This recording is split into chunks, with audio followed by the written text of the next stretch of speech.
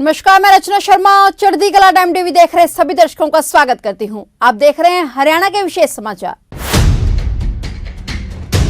हरियाणा के मुख्यमंत्री मनोहर लाल ने कहा है कि जिन विधायकों को उनके विधानसभा क्षेत्रों में विकास कार्यों के लिए 5 करोड़ रुपए की राशि दी जा चुकी है और उनसे कार्य पूरे नहीं हुए हैं तथा जिन विधायकों को 5 करोड़ रुपए की पूरी राशि मिलना भी बकाया है, ऐसे मामलों में वे स्वयं हस्तक्षेप कर अगले सत्र या 31 मार्च तक पूरा करवाएंगे। मुख्यमंत्री हरियाणा विधानसभा के शीतकालीन सत्र के पहले दिन विधायक वरुण चौधरी, आफ्ताब अहमद, भारत भूषण बत्रा, अमित सहवाग, श्रीमती शैली द्वारा राज्य में विधायक के लिए स्थानीय क्षेत्र विकास निधि का प्रावधान करने पर हो रही चर्चा के दौरान जवाब दे रहे थे। इस दौरान सीएम मनोहर लाल ने कहा कि राज्य सरकार का सांसद स्थानीय क्षेत्र विकास योजना की तर्ज पर एमएलए लैंड का प्रावधान करने की कोई योजना नहीं है। उन्होंने कहा कि विधायकों का उद्देश्य अपने क्षेत्र में विकास कार्य करवाने का होता है, फिर चाहे वह किसी भी योजना के अंतर्गत हो। सीएम ने कहा कि राज्य सरकार ने वर्ष 2014 और वर्ष 2019 दोनों बार विधायकों को अपने विधानसभा क्षेत्रों में विकास कार्य करवाने के लिए 5-5 करोड़ रुपए दिए हैं। विधायकों को आवंटित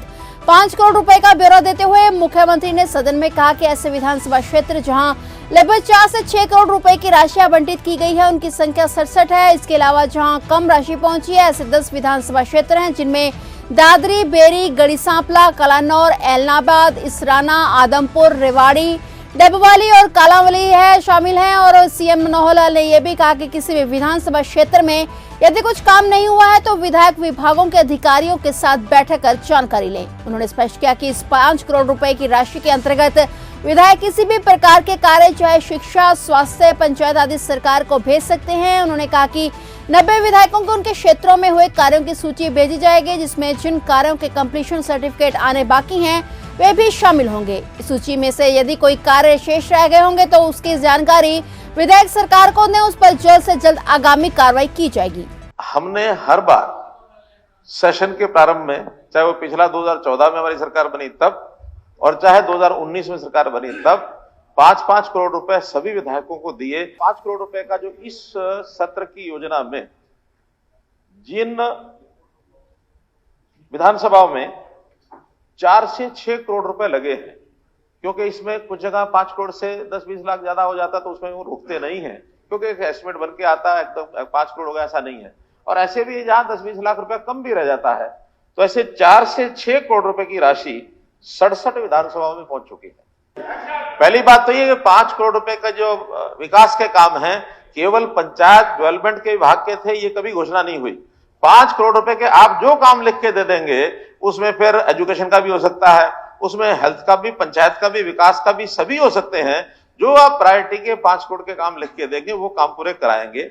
67 के बाद जिनके कम हुए हैं, बहुत कम हुए हैं, उनकी भी मैं जानकारी दे देता हूं ताकि वो विधायक अभी मिल करके, और ये तो काम अपने दे दें, नहीं तो मैं पता कर दूंगा काम आए हैं तो उनको कब सैंक्शन हो जाएगी वो बता दूंगा। लेकिन जिनके बहुत कम हुए हैं, मैं नीचे से शुरू करता हूं। दादरी है, बेरी है, गढ़ी सांपला है, आदमपुर है, कलानौर है, रेवाड़ी है, एलनाबाद है, डबवाली है, कालांवाली है, इसराना है। ये लास्ट 10 मैंने पढ़े हैं। तो इसका मतलब इन विधायकों को अपने काम क्यों नहीं पूरे हो पा रहे हैं, इसका मैं भी जानकारी ले लूंगा कि इन्होंने दिए नहीं है या डिपार्टमेंट में कोई दिक्कत है। आपको सभी 90 विधायकों को इंक्लूडिंग करनाल, सबको अब एक लिस्ट भेजी जाएगी कि आपके 5 करोड़ के ये काम हुए या ये काम अभी नहीं हुए हैं और आगे पैसा पहुंचा, आगे डिपार्टमेंट में कहीं फंसा होगा तो उसका जो भी उसका कोई सर्टिफिकेट वहां से आना होगा, कंप्लीशन सर्टिफिकेट, उसकी भी जानकारी ले दी जाएगी कि इतने कंप्लीट हुए हैं, इतने प्रोग्रेस में हैं या इतने एडमिनिस्ट्रेटिव अप्रूवल पर हैं। ये चूंकि काम किसी एक विभाग से नहीं होते, जितना काम आप देते हैं उन विभागों को भेजे जाते हैं। चलिए विषय आगे बढ़ते हैं। अब वैगी हो गया, 5 करोड़ ये हो गया। जहां तक ये 5 करोड़ का विषय, मैं स्वयं इसमें इंटरवेन करके और जिन जिन के पैसे पहुंचे हैं उनके काम पूरे जल्दी कैसे हो जाए, और जिनके अभी पैसे नहीं पहुंचे हैं या डिमांड्स नहीं आई हैं या आने के बाद वो अभी कई फाइलों में अटकी है, मैं स्वयं इंटरवेन करके और कोशिश करूंगा कि इसको अगले सेशन तक या 31 मार्च तक इसको पूरा करा देंगे, बचेगा नहीं। राहुल गांधी की भारत जोड़ो यात्रा पर बात करते हुए सीएम मनोहर लाल ने कहा कि इस यात्रा का हरियाणा में कोई असर नहीं है, यह लोग अपने लोगों को ही जोड़ लें वे काफी है। सीएम ने कहा कि कांग्रेस से भारत जोड़ो यात्रा में कोविड-19 नियमों का पालन करने की बात कहना बिल्कुल सही है। उन्होंने कहा कि सरकारों का काम होता है किसी भी स्वास्थ्य संबंधित अलर्ट का पालन कराया जाए। ये उनका एक पॉलिटिकल कार्यक्रम और पॉलिटिकल कार्यक्रम हर पार्टी अपना करती रहती है। उन्होंने भी यात्रा निकाली है, यात्रा निकालेंगे, बाकी लोग भी अपने कार्यक्रम करेंगे। तो जब चुनाव सामने आते हैं तो उस समय सब अपनी पार्टियां काम करती हैं, लेकिन जनता किसको स्वीकार करती है कहीं ये होता है। जनता में कहीं किसी प्रकार का इस यात्रा को लेकर के कोई उत्साह नहीं है और बहुत सामान्य तरीके से जैसे चलती है वैसी एक यात्रा ये चली है।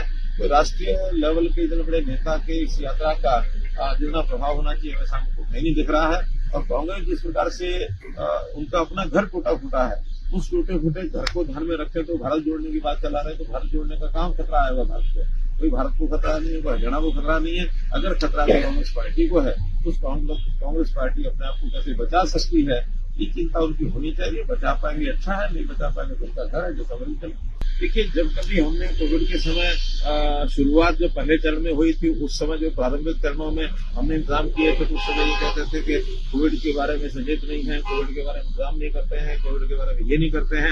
एक वो काल था, एक आज ये काल है कि अगर दोबारा से देश में नहीं दुनिया में भी दोबारा से कोविड कहीं ना आ जाए, ये चिंता सबको है।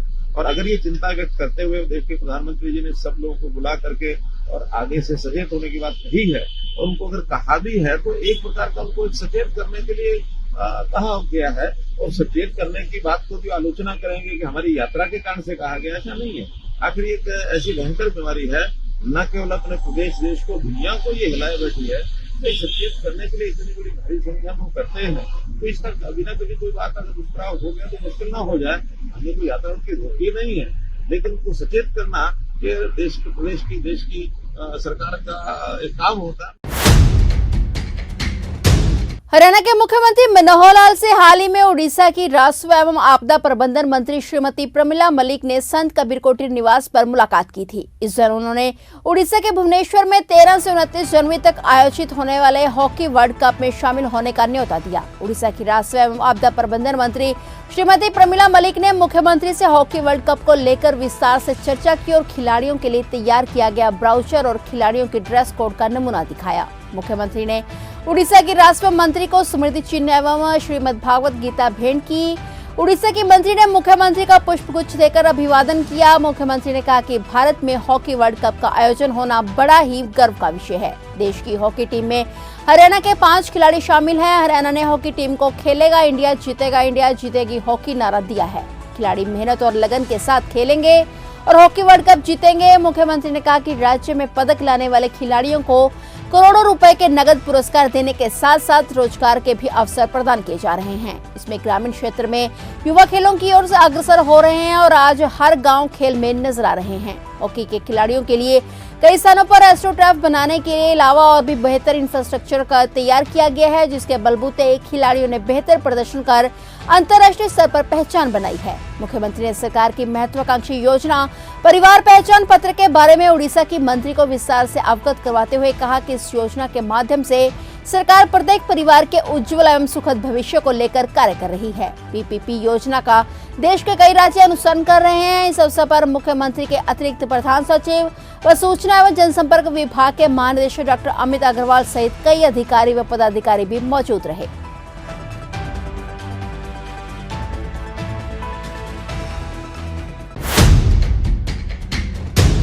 क्रिकेटर ऋषभ पंत की जान बचाने वाले हरियाणा रोडवेज के चालक और परिचालक अब सोशल मीडिया के स्टार बन गए हैं। सभी दोनों की बहादुरी की सराहना करने के साथ ही उन्हें सम्मानित भी कर रहे हैं। भारतीय टीम के क्रिकेट कीपर बल्लेबाज ऋषभ पंत का बीते दिन यानी 30 दिसंबर को रुड़की के पास कार एक्सीडेंट हुआ और इस सड़क हादसे में पंत गंभीर रूप से घायल हो गए। पंत के सिर और पैर में काफी चोटें आई हैं। कीमत ये रही कि उनकी एमआरआई स्कैन में दिमाग और रीढ़ की हड्डी नॉर्मल है। बता दें कि पंत के साथ जो हादसा हुआ उस वक्त मौके पर उनकी जान एक ड्राइवर और कंडक्टर ने बचाई और उन्हें तुरंत अस्पताल ले गए। ऐसे में पंत की जान बचाने के लिए अब उन्हें हरियाणा राज्य परिवहन निगम द्वारा सम्मानित किया गया है। दोनों को एक प्रशंसा पत्र और एक स्मृति चिन्ह प्रदान किया गया। ड्राइवर और कंडक्टर दोनों ने मानवता की मिसाल पेश की है। वहीं हरियाणा रोडवेज के बहादुर चालक और परिचालक की सीएम मनोहर लाल ने भी सराहना की है। मुख्यमंत्री ने ट्वीट कर कहा कि मानवता ही इंसान का सच्चा धर्म है, जिसकी साक्षात मिसाल बने हैं हरियाणा रोडवेज के वाहन चालक सुशील कुमार जी और परिचालक परमजीत जी। सीएम ने कहा कि वे भारतीय क्रिकेटर ऋषभ पंत जी की सड़क दुर्घटना में सहायता करने पर इन दोनों की सराहना करते हैं। प्रभु ऋषभ पंत को शीघ्र स्वास्थ्य लाभ प्रदान करें।